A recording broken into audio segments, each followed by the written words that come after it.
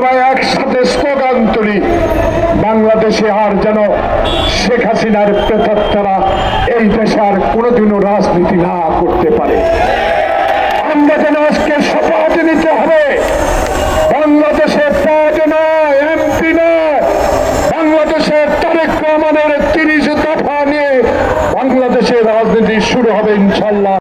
তবু আহসান, যিনি রাজপথে আজকে যে দেশটির বিরুদ্ধে কথা বলার জন্য রাশিয়ান জননেতা মোস্তফা জামাল হায়দারকে প্রধান অতিথি করা হয়েছে, সেই হিন্দুস্তানের বিরুদ্ধে কথা বলার সৎ সাহস রেখেছিল। তাই অনুরোধে আজকে আমি কয়েকটি কথা বলেই আমার বক্তব্য শেষ করতে চাই। প্রিয় বন্ধুগণ, আমি বুঝি না আজকে 10 তারিখ, 1 মাস 5 দিন।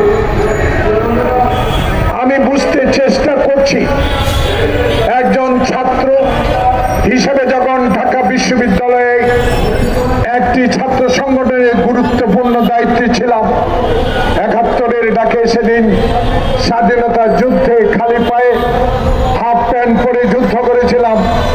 সেই যুদ্ধের দেশ, সেই স্বাধীনতার দেশ বাংলাদেশ, সেই বাংলাদেশে আজকে 1 মাস 5 দিন।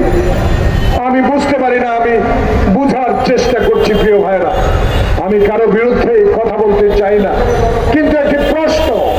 আমি গত 15 দিন আমার নিজের এলাকায় নোয়াখালী সেনবাগে মানুষ পানিতে হাঁটতে পারে না, সাপের কামড় সহ্য করে হাসপাতালে ভর্তি হচ্ছে, খাওয়ার অভাবে মানুষ অসুস্থ হয়ে পড়েছে, সেইখানে অবস্থান করছি। মানুষের কথা একটি, 1 মাস 10 দিনে কেন এখনো যেই শেখ হাসিনা বাংলাদেশের সংবিধান নষ্ট করে দিয়েছে, যার পিতা 1 মিনিটে গণতন্ত্র হত্যা করেছে, তার ছবি এখনো গণভবনে কেন?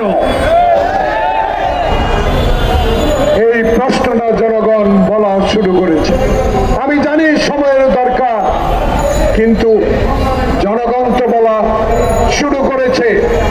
এর মধ্যেই যদি শেখ হাসিনার পরিবারের একটি লোককে আইনের আওতা আনতে পারতেন, তাহলে আপনার প্রতি যে বিশ্বাস আছে সেই বিশ্বাস 1000 গুণে বেড়ে যেত।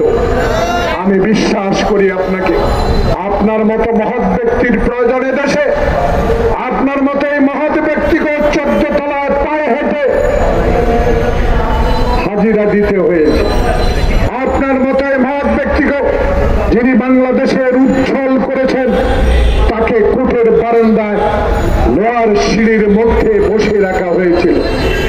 আপনাদের বিশ্বাস, আমাদের আপনাকে নিয়ে অহংকার অনেক, তবু জনগণ বলা শুরু করেছে, যারা স্বরাষ্ট্র উপদেষ্টা, এরা কোথায়? এরা কোথায় আছে? যদি শেখ হাসিনার গোয়েন্দারা এখনো তৎপর থাকে তাদেরকে রক্ষার জন্য, তাদেরকেও আইনের আওতা আনা উচিত বলে মানুষ মনে করা শুরু করেছে। প্রিয় ভাইয়েরা, রাজনাথ, আপনি রাজা, আপনি প্রতিরক্ষা মন্ত্রী, আমার কিছু আসে যায় না। আমি কিন্তু স্বাধীন বাংলাদেশের মানুষ, আমার স্বাধীনতাকে আমি অর্জন করেছি। আপনি আশ্রয় দিয়েছেন, সেদিন ক্যাম্পে কি খেয়েছি? কাঁচা কুমড়া খেয়ে ট্রেনিং নিয়েছিলাম। সেদিন আপনারা ব্যবহার কি করেছেন মনে আছে? তবুও বন্ধু, তবুও আশ্রয় দিয়েছেন, অস্বীকার করি না। তাই শেখ হাসিনার মতো নিরজ্জ ব্যক্তিকে, যিনি বাংলাদেশের হাজারো মানুষের মায়ের বুক খালি করেছে, তাকে কেন আশ্রয় দিয়েছেন এটা জানতে চায় মানুষ। সেটার উত্তর না দিয়ে আপনি বলেছেন বাংলাদেশের বিরুদ্ধে কথা বলেছেন। জঘন্য অপরাধ আপনার। এই অপরাধের জন্য আপনাকে ক্ষমা চাইতে হবে।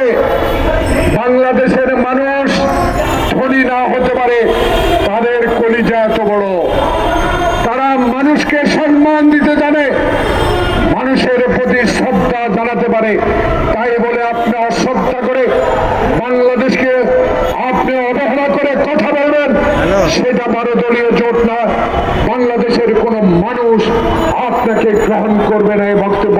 প্রিয় ভাইরা, তাই আমরা আমাদের এই নেতারা বলেছে আমরা আপনাকে সমর্থন করে যাচ্ছি, যাব, কিন্তু বাংলাদেশে একটা রোড ম্যাপ দরকার নির্বাচনে। আমার নেতা মির্জা ফখরুল ইসলাম আলমগীর বলেছে, আমার নেতা তারেক রহমানের বিরুদ্ধে বহু মামলা আপনি দিয়েছেন, তবুও সে হাল ছাড়ে নাই।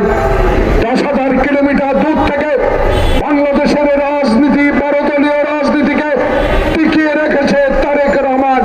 সেই তারেক রহমান বলেছে বাংলাদেশে আমি আসতে চাই, বাংলাদেশে এমন একটি নির্বাচন চাই যেই নির্বাচনের মধ্য দিয়ে মৃত ব্যক্তির ভোট হবে না, দিনের ভোট রাতে হবে না, 154 জন বিনা প্রতিদ্বন্দ্বিতায় নির্বাচিত হবে না, এমন নির্বাচনে বাংলাদেশ জাতীয়তাবাদী দল ও তার অঙ্গ সংগঠনগুলো নির্বাচন করতে চায়। তাই সে ব্যবস্থা আপনাকে করতে হবে। তাই সবাইকে, বৃষ্টির কারণে আমার নেতা বক্তব্য দিবে, আমি আমার বক্তব্য শেষ করতে চাই একটি কথা বলে, আসুন সবাই এক হই।